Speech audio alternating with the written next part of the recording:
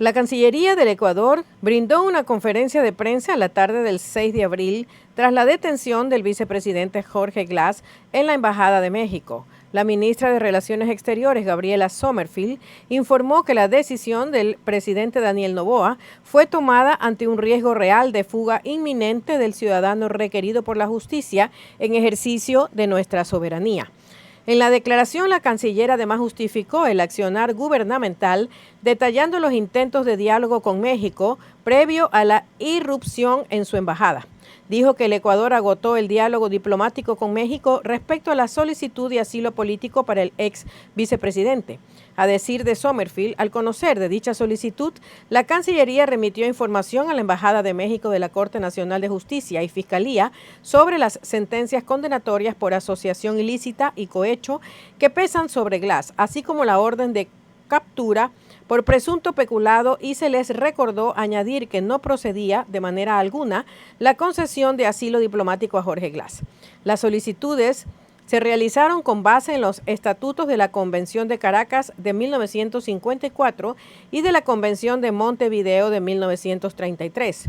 Establecen claramente que no es lícito conceder asilo a personas condenadas o procesadas por delitos comunes y por tribunales competentes, señaló. Previamente, dijo Sommerfield, el presidente de México realizó declaraciones desafortunadas, poniendo en duda la legitimidad de las elecciones del 2023 y banalizando el asesinato de Fernando Villavicencio, violando la no intervención en asuntos internos de otros países, de otros pueblos, de otros estados.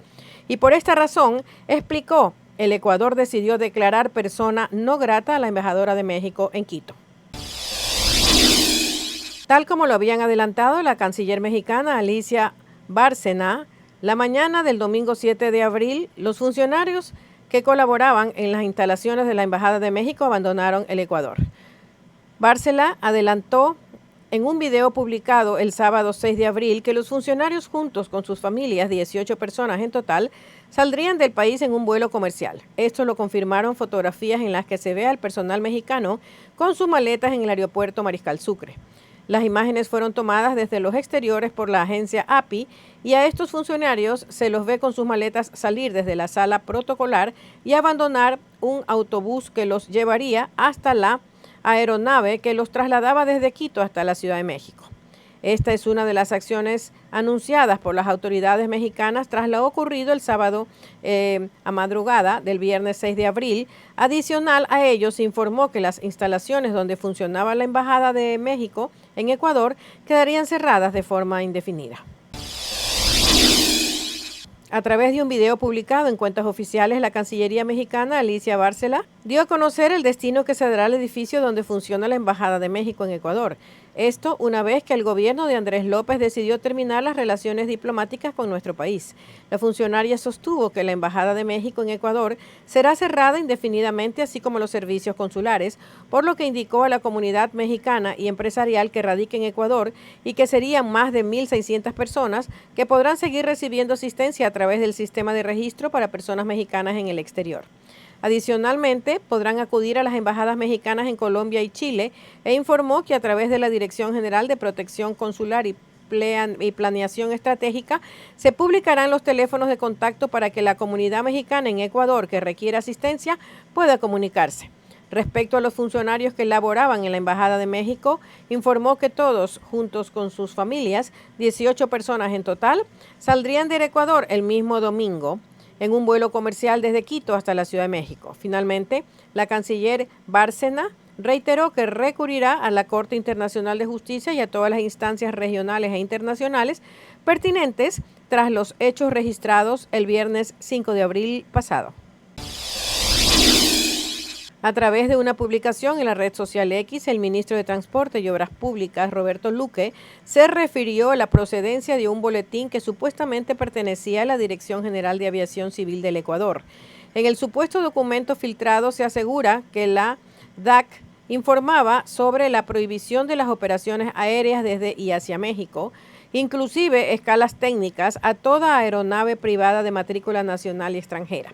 Al respecto, luego de la DAC emitiera comunicado desmintiendo esa información, el secretario de Estado aclaró que tras realizar la investigación correspondiente se verificó que el documento de la DAC filtrado y emitido sin autorización, en efecto, sí existió.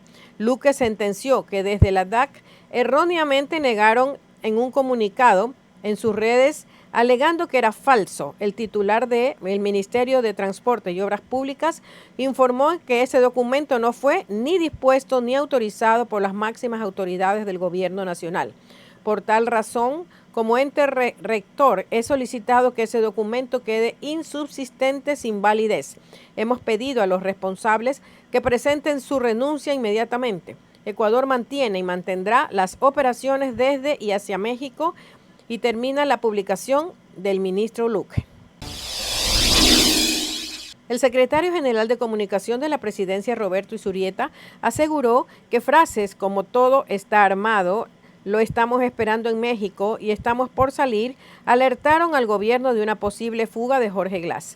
Nos pusieron en una situación que teníamos que escoger y tomar decisiones sumamente difíciles, reiteró Izurieta, y reiteró que están abiertos al diálogo con México, conversar con todos los países amigos, explicarles la situación en la que estábamos. Esto se da el problema. El secretario de Comunicación sostuvo que buscarán los canales para que los países conozcan el porqué de las acciones tomadas por Ecuador. Además, indicó que lo importante en las naciones es que conozcan el punto de vista de Ecuador y por la situación que el país estaba atravesando, que conozcan que vamos a respetar y que estamos haciendo todo para respetar los principios. Sobre lo anunciado por los legisladores pertenecientes al bloque Revolución Ciudadana, que impulsarán juicios políticos a funcionarios del actual gobierno, Izurieta recordó que el Ecuador está en campaña electoral por la consulta popular.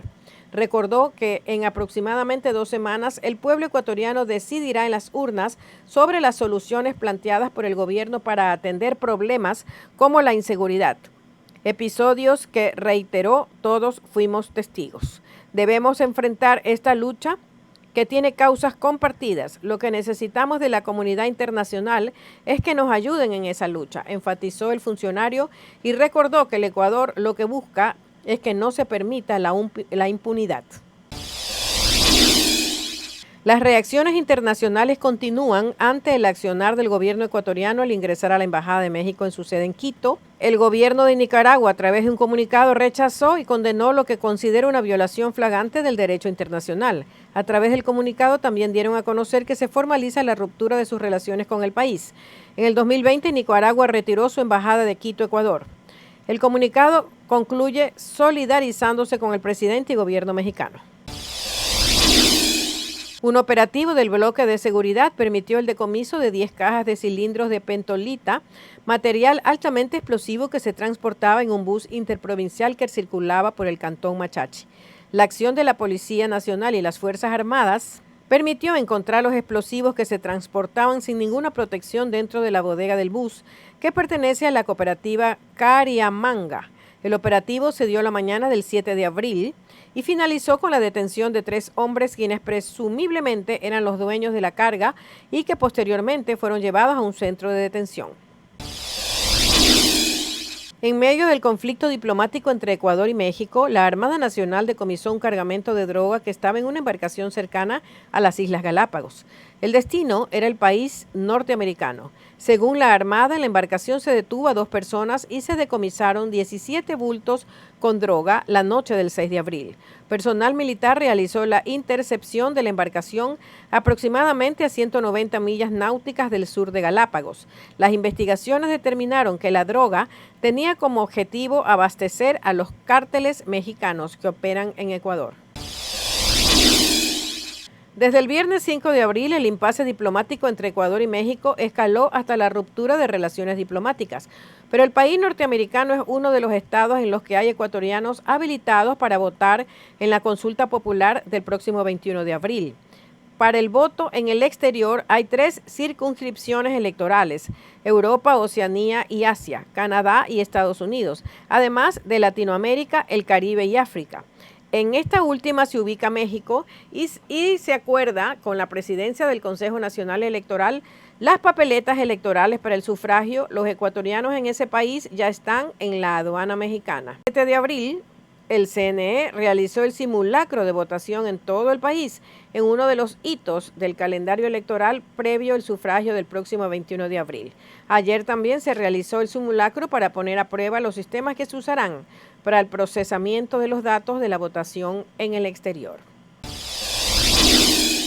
Vestían con uniformes similares a los de la Policía Nacional para despistar a sus víctimas, pero esta vez fueron detenidos. Una presunta banda de secuestradores fue desarticulada cuando trató de retener a un ciudadano en la avenida Francisco de Orellana en Guayaquil. Uno de los antisociales lucía un uniforme similar al del personal policial y obligó al ciudadano a detenerse para secuestrarlo. Sin embargo, miembros de la policía frustraron el evento y se dio un enfrentamiento armado. Tras este enfrentamiento, personal de investigaciones buscó a los responsables y se realizaron 4 allanamientos en distintos puntos de Guayaquil, que terminó con la detención de 5 sospechosos. Marco Narváez, comandante subrogante de la Zona 8, dio a conocer los nombres de los detenidos: Jesús Alexander A., de 21 años, Cristian Josué N., de 22, Juan Pablo N., de 28, César Enrique F., de 37 y John Francisco C., de 37. Solo los 2 últimos registran antecedentes penales, uno por asociación ilícita y el otro por extorsión, respectivamente.